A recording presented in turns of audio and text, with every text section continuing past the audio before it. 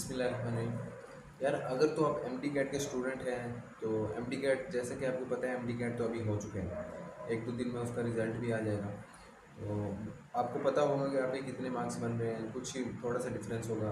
Idea आपको हो ही जाता है जब आप एग्ज़ाम दे के निकलते हैं सेंटर से। अब बहुत से स्टूडेंट ऐसे होंगे जिनका मेरिट नहीं बनेगा और कुछ ऐसे होंगे जिनका मेरिट बन जाएगा। अब ये कुछ जिनका बन जाएगा ये वो स्टूडेंट होंगे जिनके एफएससी में मार्क्स बहुत ही अच्छे हैं, यानी कि अगर अभी टोटल 1200 चल रहे हैं तो 1200 में से उनके 1150 हैं, किसी के तो 1100 हैं, 1050 हैं, 1000 से थोड़ा सा ऊपर हैं। इस तरह वाले जो स्टूडेंट्स हैं उनको उम्मीद होती है कि हमारा हो जाएगा। अब जो उससे नीचे वाले होते हैं उन्होंने एम डी कैट, पहली बात तो मैं तो ये कहता हूँ कि एम डी कैट उन्होंने दिया ही सिर्फ अपना टाइम ज़ाया करने के लिए था। उनको पहले ही पता था कि हमारा नहीं होगा, उन्होंने सिर्फ टाइम ज़ाया करने के लिए दिया था एम डी कैट। क्योंकि बहुत इससे जो कम नंबर होते हैं जिन स्टूडेंट के, बहुत कम चांस होते हैं कि उस स्टूडेंट का हो जाए। कोई 2-4% होते हैं जिनके एम डी कैट में बहुत ही ज़्यादा अच्छे नंबर आ जाते हैं, 200 में से कोई किसी के 190 आ गए, 195 आ गए तो उनका बन जाता है, नहीं तो किसी का नहीं बनता। बहुत मुश्किल होता है क्योंकि स्टूडेंट इतने होते हैं, कंपटीशन बहुत ज़्यादा है।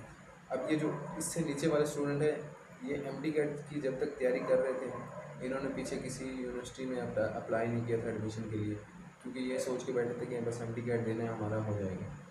ये तो वो स्टूडेंट थे। अब इनके लिए क्या ऑप्शन है?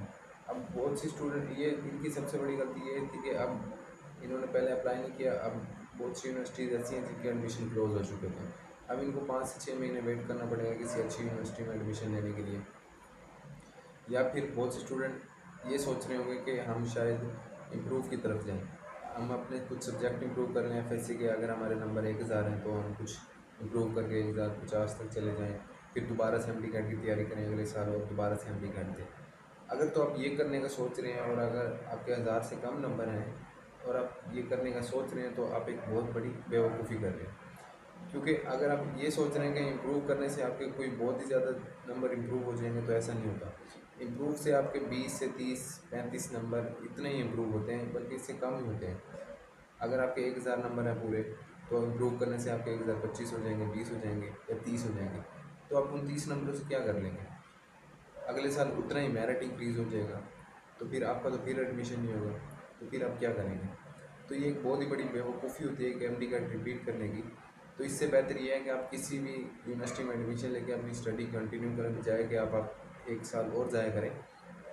किसी भी इंस्टीट्यूट में चले जाएँ आप सी ए में एडमिशन ले लें, ए सी सी ए में ले लें, क्योंकि ये दोनों जो फील्ड हैं ये एम बी बी एस से तो बहुत ही आगे हैं।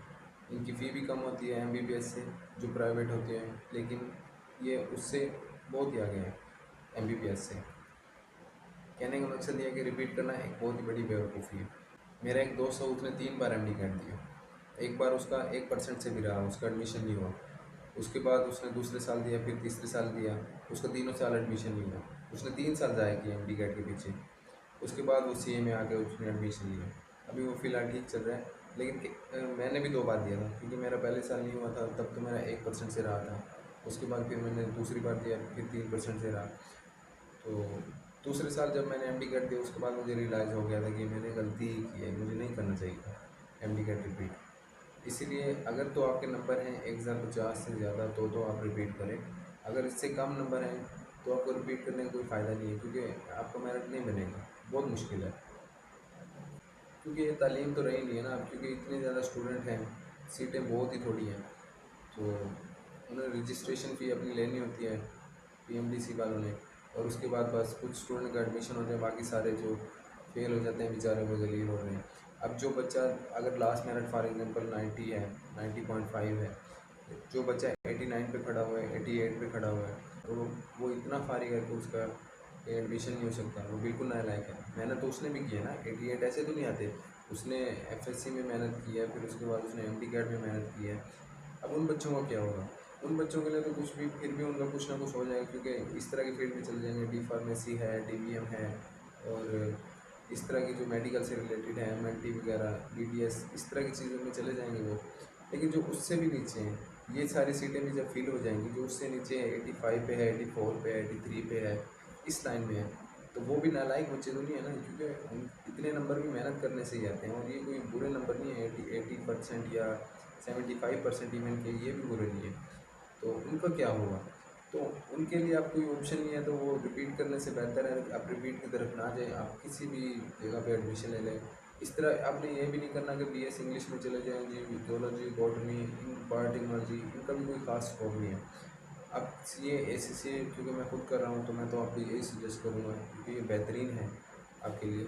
ये बना ही इस तरह के स्टूडेंट्स के लिए जो हार्ड वर्किंग होते हैं बहुत ज़्यादा और उनका मेरिट नहीं बन पाता, तो फिर वो इस तरह की फील्ड में चले जाते हैं, सीए में, एसीसी में, क्योंकि यहाँ मेहनत तो चाहिए होती है, मेहनत तो करनी पड़ती है। यहाँ पे ये बाकी यूनिवर्सिटीज़ वाली स्टडी नहीं होती यहाँ पे।